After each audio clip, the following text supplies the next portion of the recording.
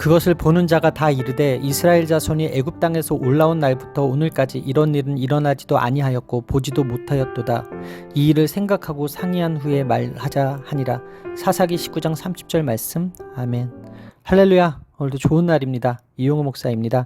오늘의 원포인트 묵상 본문은 사사기 19장 30절 말씀입니다. 하나님이 없는 곳에는 음란과 폭력이 가득합니다. 기브아에서 유일하게 레위인 일행을 맞아준 사람은 에브라임 출신 한 노인이었습니다. 그 노인은 레위인 일행을 자기 집으로 데리고 가 그들의 발을 씻기고 먹을 것을 줍니다.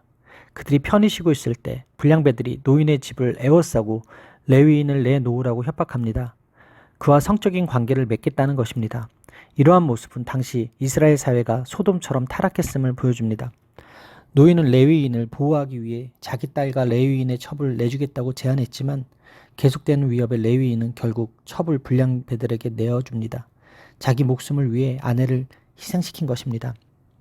기브아의 불량배들의 모습뿐 아니라 자기 첩을 대하는 레위인의 모습 역시 충격적입니다.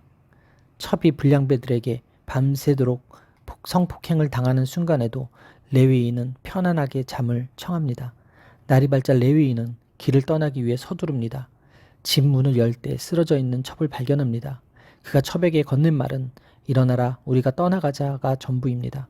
생사조차 확인하지 않습니다. 아무 대답이 없자 그는 첩을 나귀에 싣고 자기 집으로 돌아갑니다. 그리고 첩의 몸을 12덩이로 나누어 이스라엘 모든 지파에 보냅니다.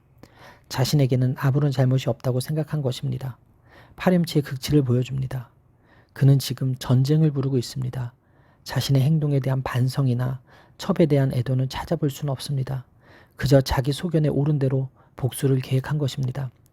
레위인은 이스라엘 공동체에서 거룩한 지위와 책임을 가진 사람으로서 하나님의 자비와 사랑을 이스라엘 백성에게 가르쳐야 했습니다. 그러나 그의 태도에는 어려움 당한 사람에 대한 어떤 동정심이나 애통함이나 궁일함이 없었습니다. 이 레위인의 모습은 사사시대의 이스라엘 가운데 레위 사람들의 실상을 대변하고 있습니다. 기브아 성읍에도 하나님의 자비와 사랑을 바르게 가르치고 본을 보이는 제사장이나 레위인들이 없어서 불량배들이 마음껏 활개치게 되었을 것입니다. 이 사건은 11지파가 베냐민 지파를 멸절시킬 지경까지 이르게 합니다. 이스라엘은 12지파로 구성되어 있으며 하나님의 백성으로서 하나의 공동체라는 인식을 가져야 했습니다. 하지만 레위인에 대해 무관심한 태도를 보인 기브아 사람들을 보면 이스라엘이 하나의 공동체라는 생각이 전혀 들지 않습니다. 본문의 기브아 사람들은 더욱 가나안화된 사람들이었습니다. 이런 면에서 레위인은 이스라엘의 사회적 타락을 고발하고 있습니다.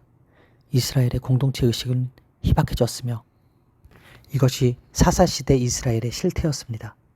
따라서 오늘의 원포인트 메시지는 레위인의 타락입니다. 오늘의 삶의 적용 포인트는 하나님 없는 삶이 아닌 하나님이 주인인 삶을 살겠습니다 입니다. 가나안 사람보다 더 악한 기브아 사람들의 타락한 모습은 오늘의 그리스도인들에게 세상 사람보다 더 타락한 자들이 되지 말라고 훈계하며 경고하고 있습니다. 이스라엘이 이처럼 끔찍한 사회가 된 것은 하나님을 떠난 결과입니다. 인간에게는 가장 비참한 상태는 하나님의 부재입니다. 러시아의 문호 도스토옙스키는 하나님 없는 곳에서는 모든 것이 허용된다고 말한 바 있습니다. 죄가 장성하도록 내버려두면 결국 사망을 낳게 됩니다. 자기 소견에 옳은 대로 행하면 결국 자멸의 길로 치닫게 될 뿐입니다. 사사시대 이스라엘은 하나님을 왕으로 인정하지 아니하고 자기 마음이 원하는 대로 살아감으로써 폭력이 난무하는 잔인한 사회로 전락하고 말았습니다. 성도는 악에게 지지 말고 손으로 악을 이겨야 합니다. 죄악된 삶에서 벗어나 거룩하고 정결한 행실을 회복하기 원한다면 하나님을 왕으로 인정하고 하나님 말씀으로 자신을 지켜내길 바랍니다. 언제나 하나님의 말씀이 옳습니다. 기도하시겠습니다. 하나님이 없는 삶이 이렇게 무정하고 잔인한 모습임을 본문을 통해 깨달았습니다. 음란하고 더러운 죄악에 무너진 가정과 교회가 말씀으로 다시 세워지고 정결함을 회복하게 하여 주옵소서.